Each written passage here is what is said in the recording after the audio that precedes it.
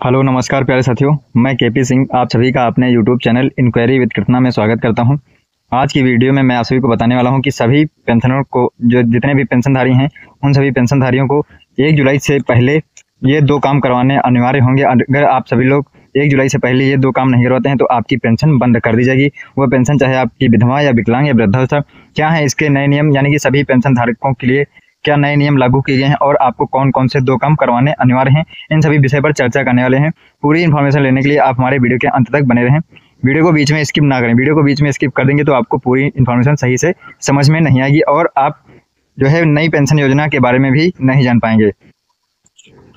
New pension rule 2025 क्या है? 1 जुलाई 2025 से विधवा और दिव्यांग पेंशन में होने वाले हैं बड़े बदलाव, यानी कि अगले महीने 1 जुलाई 2025 से विधवा और दिव्यांग पेंशनों में यहाँ पर बहुत बड़े बदलाव होने वाले हैं। क्या है इसकी नई शर्तें, जानिए। मैं आप सभी को इस वीडियो के माध्यम से पूरी इसकी नई शर्तें बताने वाला हूँ। न्यू पेंशन रूल, नई पेंशन नियम। भारत में पेंशन योजना एक महत्वपूर्ण सुरक्षा कवच है जो वृद्धावस्था, विधवा अथवा दिव्यांग लोगों को दी जाती है।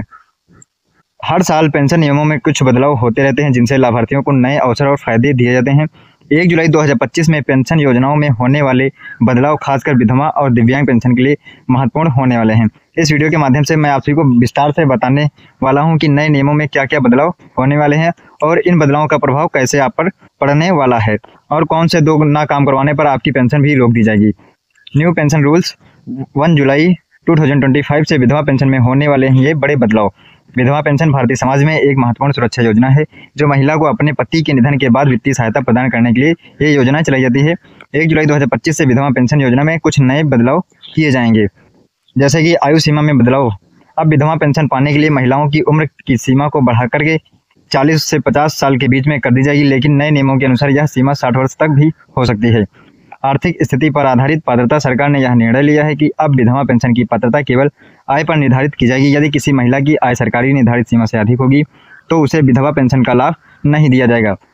आधार कार्ड अनिवार्य जो है, विधवा पेंशन, वृद्धावस्था पेंशन और विकलांग पेंशन में आधार कार्ड अनिवार्य कर दिया गया है।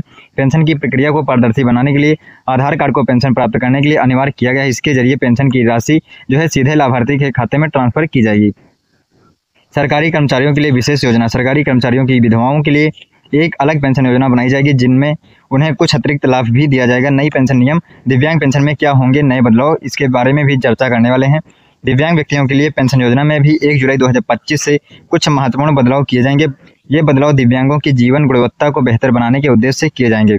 पेंशन की राशि में वृद्धि की जाएगी, यानी कि 1 जुलाई 2025 से आपको पेंशन राशि में वृद्धि भी देखने को मिल सकती है। दिव्यांग पेंशन की राशि को बढ़ाकर 2500 रुपये से 5000 रुपये तक कर दिया जाएगा ताकि उनके जीवन स्तर में सुधार हो सके। दिव्यांगता प्रमाण पत्र को ऑनलाइन किया जाएगा। दिव्यांगों के लिए पेंशन प्राप्त करने के लिए अब दिव्यांगता प्रमाण पत्र को ऑनलाइन भी प्राप्त किया जा सकेगा, जिससे पेंशन के लिए आवेदन प्रक्रिया सरल हो जाएगी।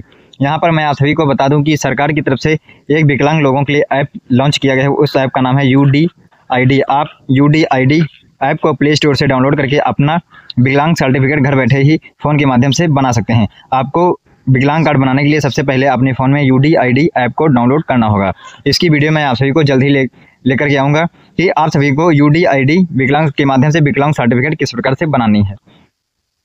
दिव्यांग महिलाओं के लिए विशेष योजनाएं। सरकार अब दिव्यांग महिलाओं के लिए पेंशन में विशेष छूट देगी ताकि उनका जीवन अधिक सुरक्षित और सशक्त हो सके।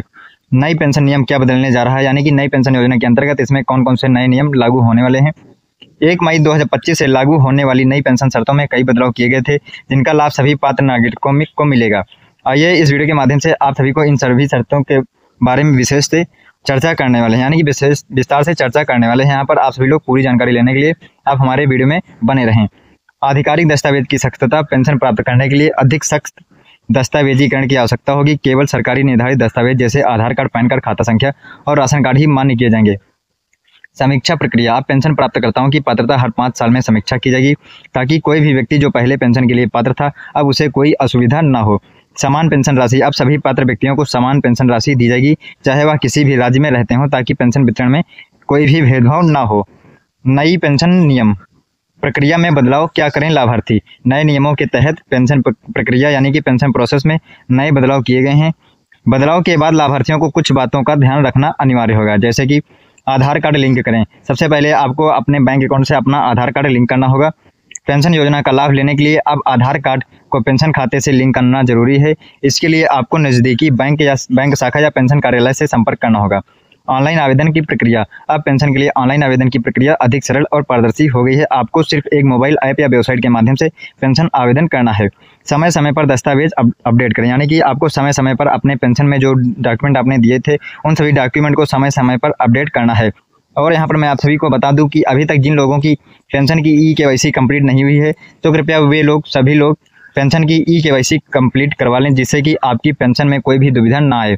और अभी तक जिन लोगों ने अपना लाइफ सर्टिफिकेट बनवा करके जमा नहीं किया है तो वे सभी पेंशनधारी जितने भी हैं वे सभी पेंशनधारी अपना लाइफ सर्टिफिकेट बनवा करके कार्यालय में जमा करना सुनिश्चित करें।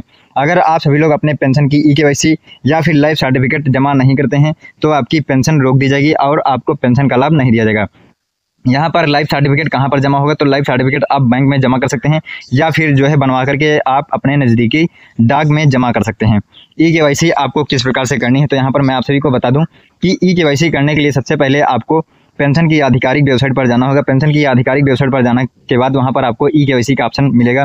वहां पर आपको ई-केवाईसी के ऑप्शन पर क्लिक करके अपनी पेंशन की ई-केवाईसी कंप्लीट कर लेनी है। अगर आपको पेंशन की ई-केवाईसी करने में कोई भी प्रॉब्लम आ रही है तो अपने नज़दीकी जनसेवा केंद्र पर जाकर के वहां से जनसेवा केंद्र के माध्यम से अपने पेंशन की ई-केवाईसी करवा सकते हैं। आधार कार्ड लिंक है, यानी कि आपका जो है बैंक अकाउंट वो आधार कार्ड से मैप होना चाहिए। और यहाँ पर मैं आप सभी को बता दूं कि आपके आधार कार्ड पर आपका बैंक अकाउंट मैप होना चाहिए, यानी कि आपके बैंक अकाउंट में डीबीटी मोड एक्टिव होना चाहिए। अगर आपके बैंक अकाउंट में डीबीटी मोड एक्टिव नहीं है तो आपको पेंशन की धनराशि नहीं दी जाएगी, आपकी पेंशन हमेशा हमेशा के लिए रोक दी जाएगी। आज की वीडियो में बस इतनी जानकारी देनी थी। अगर आप सभी को हमारे द्वारा दी गई जानकारी पसंद आई है तो कृपया आप सभी लोग हमारे वीडियो को लाइक एंड शेयर करना न भूलिएगा। और अभी तक जो लोग हमारे यूट्यूब चैनल पर नए हैं और अभी तक हमारे यूट्यूब चैनल को सब्सक्राइब नहीं किए हैं तो कृपया वे लोग हमारे यूट्यूब चैनल को सब्सक्राइब कर लीजिएगा और साथ ही बेल आइकन को भी प्रेस कर दीजिएगा, जिससे कि हमारी हर एक वीडियो का नोटिफिकेशन आप तक पहुँचता रहेगा। धन्यवाद। जय हिंद, जय भारत।